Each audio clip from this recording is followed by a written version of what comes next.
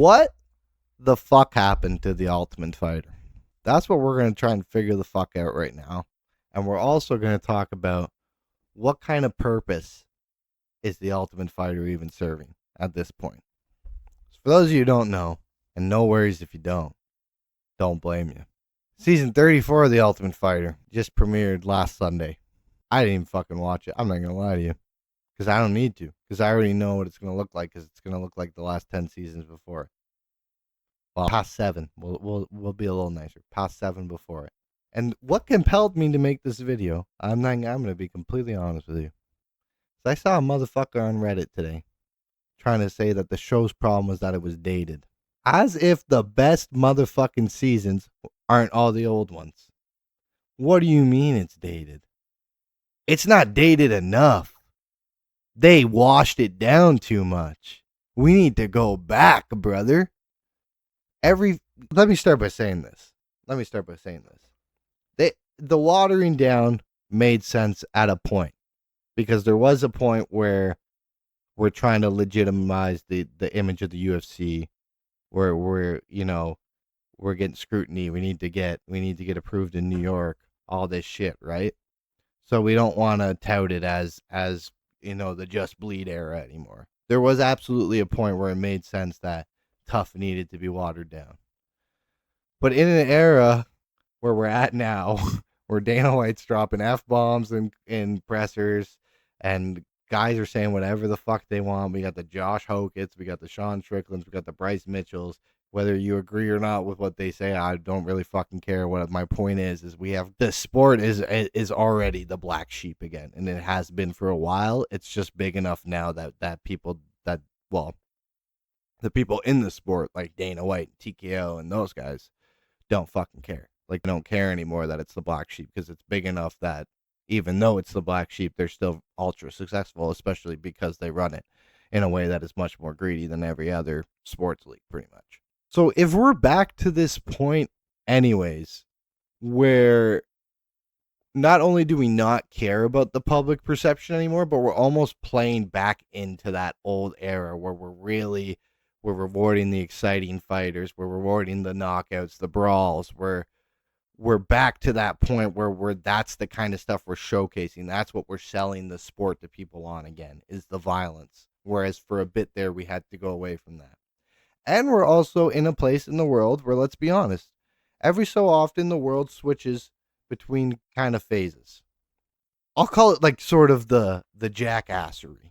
Because, it's like you could point to the movie Jackass for a lot of the points I'm about to make here. But it's like, it becomes acceptable every so often to just do fucking stupid shit. And not only does it become acceptable, it becomes what people want to see. It becomes the goal. We're at a point where, what's the guy there? Like Jacob fucking Jones, I think his name is. I love him. The drink a fucking 6-pack and smoke ciggies fucking all day culture's back.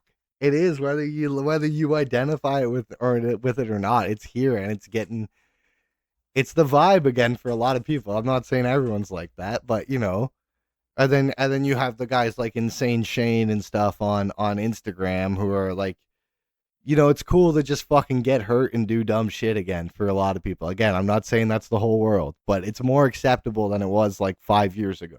You know what I'm saying? And then 10 years before that, it was acceptable again. You know what I'm saying? It's like the world goes through these shifts where it's cool to be a fucking dumbass every once in a while. And I feel like we're there. Again, it's like it's the same reason why like stuff like Jersey Shore and stuff got big. It's because people wanted to see people just acting like fuckheads. You know what I mean?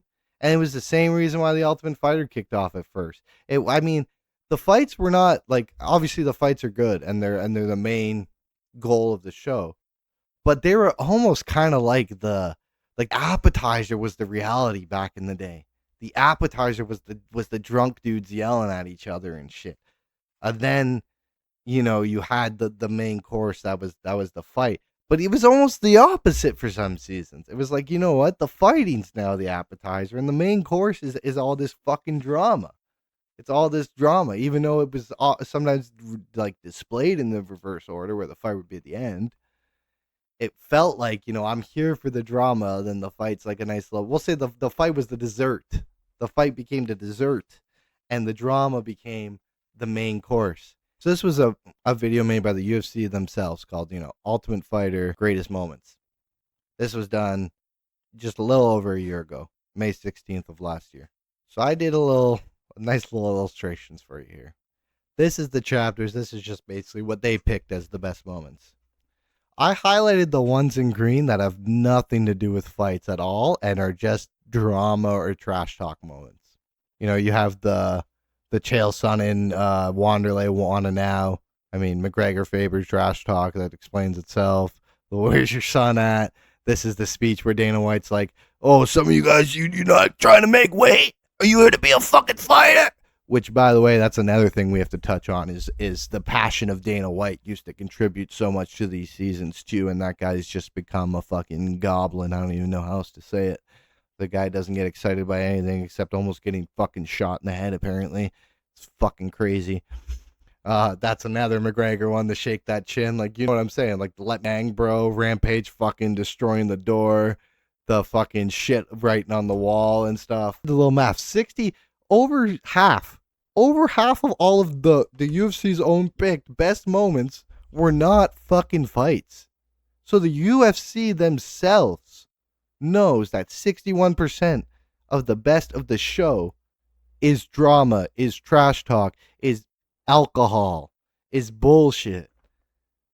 And yet, what have we gotten for the past fucking how many seasons here?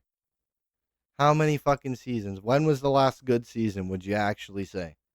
Like Dillashaw Garbrandt, and it wasn't even that good. Edgar Penn, maybe, and Rousey Tate. Like, those were good seasons. It started to fall off after that.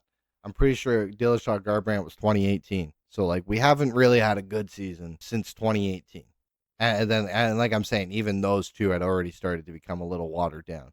For those of you who haven't watched in a long time, what the show has basically become now is whatever fighters are fighting that episode, they'll basically spend the majority of the episode just showing like their home life, showing their wife and kids and whatever, their mom, their dad, their fucking dog, their whatever. Show it that they basically just do these little monologue, flashbacks. Then they'll do the same thing for the other guy. Sometimes you'll have like a little coach's challenge, but even those are so watered down now because Dana's afraid someone's going to get hurt because Michael Bisping fell off the fucking pool table one time, which again was hilarious. Why are we not fucking doing things like that still? It's become this thing where it's like we don't even really get a chance to form a connection to the fighter or their personality or anything because we don't really get to see it. Then they expect us to care about like this dude's family and his home life and stuff when it's like, we're not going to care about that unless you give us a reason to first. I don't care about some guy I was introduced to, 15 minutes ago through your episode about what his family's like and stuff. Like, it's this guy's, if he loses this fight, this guy could probably never be relevant again. And with the way Tough has been recently, he could win the fight and still never be relevant again. Half these guys don't even make it into the UFC anymore. And when they do, they fizzle out like immediately. But then you want me to care about like this guy's home? Like it's not enough to keep people watching. Put them in a fucking house again.